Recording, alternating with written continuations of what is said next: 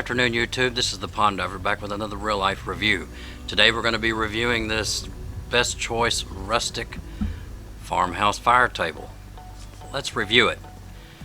So this particular model I have behind me is the 48 by 27 inch low frame model.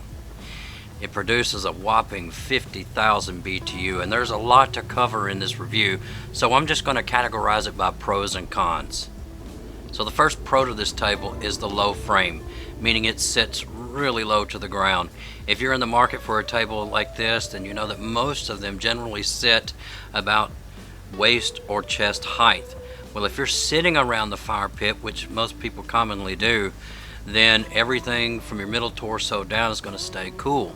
With a low frame like this, if you're sitting in the chair, then even your knees up stay warm. There's 360-degree clearance all the way around it, so everyone stays warm. I have mine sitting on the edge of the deck right now because I only have 2 chairs set up.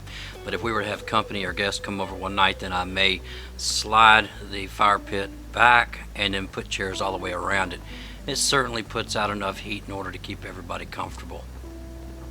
Low frame, Pro 1. The second pro to the fire pit is that it is zero assembly. I mean, yes, you got to add a couple batteries to the electric igniter, and there's 4 screws you have to put on the bottom of the side table. We'll get to that in a minute. But other than that, hooking the regulator up to your gas tank is all you have to do. It comes out of the box ready to burn, which is really nice. I was astonished by how little in the way of assembly there was. It does come with lava rocks. We opted out to go with some reflective blue glass, in which I will leave in the description below. And we're going to talk about that media here in a little bit as well. But the second pro is definitely zero assembly. The third pro is the side table. So Best Choice has come up with an ingenious way to hide the fuel tank. This is an LP burning fire pit, so it requires a fuel source. Most of the time you're going to have a tank. Unlike other fire pit competitors, Best Choice came up with this ingenious way to hide it by incorporating a side table that looks just like the fire pit itself. And it provides more than just hiding your fuel tank. I have decorated it with some fall decorations, and my wife and I will sit out here with the coffee cups and have a munchie or two right here by the fire pit. It's a really nice feature, definitely pro number 3. Pro number 4 is that it's easily portable. There's some integrated handles in the side of the main fire pit, and it's light. The construction is light. So without saying, it's 48 inches long, which means it'll be a 2-man lift, but it's not so heavy that you cannot do it. All you have to do is disconnect your regulator from your fuel tank, and 2 people can move this wherever you want it. It's easily portable, guaranteed a pro in this case.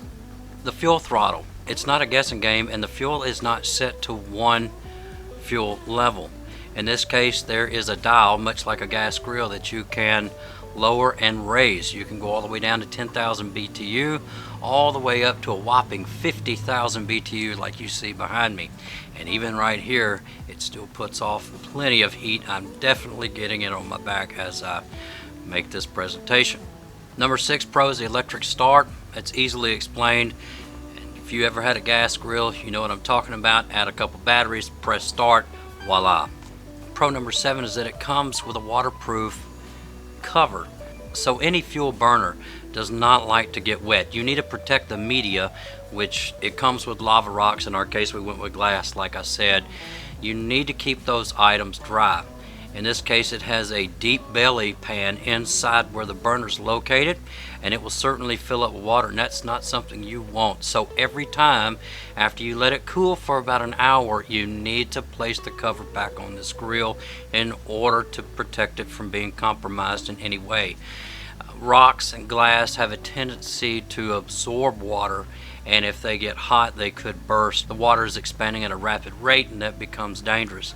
Just avoid it and keep the cover on it when you're not using it, and you'll be just fine. The cover, definitely a pro. The last pro, number 8, is that it comes with spare paint. Now, with a heavy traffic situation, or if you drop something on it, there is a chance it's going to scratch like any other piece of furniture that you have at your house. Best Choice goes ahead and sends you additional touch-up paint in the case that you do scratch it. Now, we don't have much in the way of traffic at our house, but even if we did, if we scuffed it or something, it's nice to have this particular color in a bottle, easily accessible, that we could just touch it up if we needed to do so. So that wraps it up for the pros. Now the cons, there's only a handful of them, but it's important because it's a real life review. We need to cover the cons as well. The first con to me, and it's really just kind of a pet peeve, is that the pan is deep. What I mean by that is there's a belly pan underneath where the burners are, and I don't really understand the purpose in that other than just to hold more media. When I say media, I'm referring to either the lava rocks or the glass. So in our case, it took about 22 pounds of glass.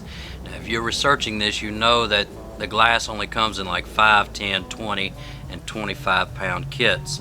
We bought a 25 pound kit. It was a little too much, meaning that it impeded the burner, which we're going to talk about that as well in just a moment, but it impeded the burner by having 25 pounds, so you have to keep the burner completely free of all obstacles, and in this case it would be the media that you insert. Con number 2, also a pet peeve. The regulator on this fire pit is ultra sensitive, meaning you have to charge the line in order to get it to ignite. I generally hold my fuel in for about 10 to 15 seconds and then I ignite, and it allows it to ignite on its own.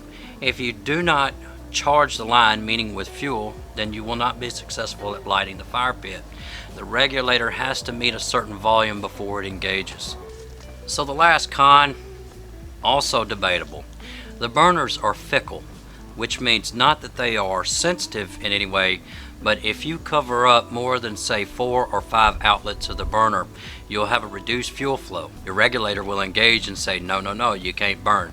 So you have to keep the entire burner open where all the fuel can escape and burn off. So about the burners, you have to expose the burners, and I was hoping I could cover them up just a little bit more and make it more like a fire and ice type presentation, but that's just not the case.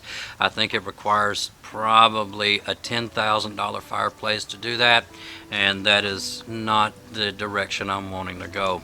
This fireplace is ultra economic and it meets every need that I have. So in a recap, I'm going to give this product 4.5 stars, and I'll explain why. Number 1, the color is right down my alley. I really love it. I love the fact that it puts off a whopping 50,000 BTUs, 360 degrees of full heat all the way around it. I love the side table that hides the fuel tank. It's just a wonderful, wonderful little fireplace, and it's incredibly economic if you price it side by side with other competitors that are in the same industry.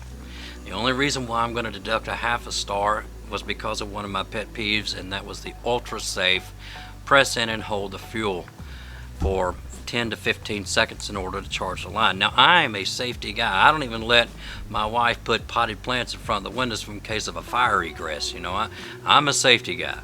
But that holding it in and holding it in and charging that regulator for that long seems to be a little sensitive on the safety. But I digress, and for that I'm not going to say, oh, I just can't get it to light, because that is simply not the case. I am going to give it an overall 4.5 star rating because this is real life, and this is what it's like in real life, and this is real life reviews. Word to the wise, whenever you're using accessories or products like this, always keep in mind that products that burn fuel are not intended for indoor use. They need to be in a well ventilated area. They do produce carbon monoxide whenever it's burning that fuel, so you don't want to be trapped in an enclosed area underneath that. I think under a canopy that's at least 10 feet tall or under a back porch, something of that nature, is probably fine. But in this case, you do want plenty of room for exhaust to escape, and you certainly don't want to use it indoors, like I said. If you have toddlers around, always be mindful of the toddlers when they're anywhere near the fire pit as well. In our case, we chose glass. Glass can be dangerous, and the flame itself will burn you to the bone. So just use and exercise caution at all time when you're around a fire pit like this. If you're interested in this fire pit or the media that we used the reflective blue glass that gives that nice reflective sheen. I'm going to leave both of those links where I purchased them down in the description box below. And if you like this review, if it helped you make a choice in any way, please drop that down in the comments section. If you like reviews, real life reviews at that, cooks and DIYs, things of that nature, Go ahead and subscribe and click that bell for my weekly updates. If this is your first time stopping by my channel, I do certainly appreciate it. Until next week, this is the Pond Diver.